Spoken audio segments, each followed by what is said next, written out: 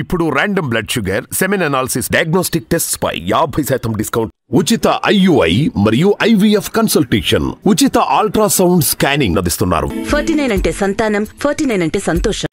Kadapa parliament స్థానం ఇక్కడ కూడా మొత్తం క్లీన్ స్వీప్ అని చెప్తున్నారు. ఉన్నటువంటి 7 స్థానాల్లో కూడా వైసీపీ పార్టీ హవా అని చెప్తున్నారు. ఇది కూడా నమ్మే పరిస్థితి ఉందా? కడపలోనేమో ఇది వైఎస్ జగన్ గారి సొంత జిల్లా.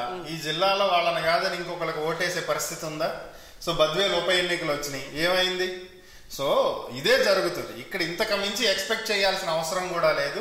ఇది ఎప్పుడు వన్ సైడెడ్ గానే నడుస్తుంది ఈ ఏరియాలో. దీని గురించి ఆలోచించే అవసరం. అంటే మొత్తంగా రాయలసీమలో చూసుకుంటే చంద్రబాబు, లోకేష్ విస్తృతంగా తిరిగినా కూడా వాళ్ళు ఏం ప్రభావం ఏమీ చెయ్యలేరు, ఏమీ ప్రభావం చూపించదు కూడా. ఇప్పుడు అధికార వైసీపీ పార్టీ మొత్తంగా 113 స్థానాలు వస్తాయని ఈ సర్వే అయితే చెప్తూ ఉంది. చంద్రబాబు నాయుడు గారు అరెస్ట్ అంశం ఏమైనా ప్రభావం చూపించినట్టుగా ఏం చూపించలేదు. ఇక్కడేం పెద్దగా ప్రభావితం చూపించినట్లు ఏం కనిపించట్లేదు. మనం గతంలో కూడా చాలా సార్లు చెప్పుకున్నాం, చంద్రబాబు నాయుడు అరెస్ట్ కి వచ్చే ఎన్నికలకి ఏ విధమైనటువంటి సంబంధం ఉండదు.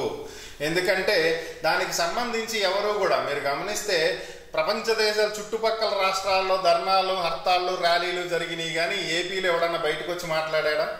ఎవరన్నా ఖండించారా? చంద్రబాబుని అరెస్ట్ చేయడం రాంగ్ అని ఎవరన్నా అన్నారా? టీడీపీ చెప్పుకుంది ఇది అక్రమ అరెస్ట్ అని చెప్పి. ఎవరన్నా ఒకళ్ళు బయటకు వచ్చి ఇది అక్రమ అరెస్ట్ అని మాట్లాడిన సందర్భాలు మీరు గమనించారా? పోనీ లేదు కదా.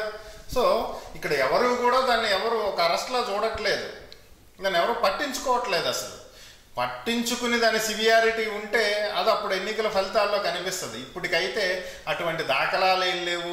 చేతులు కట్టేసుకోండి అన్నా, దీపాలు ఆరిపోయండి అన్నా, కళ్ళకి గంతలు కట్టుకోండి అన్నా ఇక్కడ ఎవరో పెద్దగా రియాక్ట్ అయినట్టు ఏం కనిపించట్లేదు. అది పరిస్థితి. ఓకే.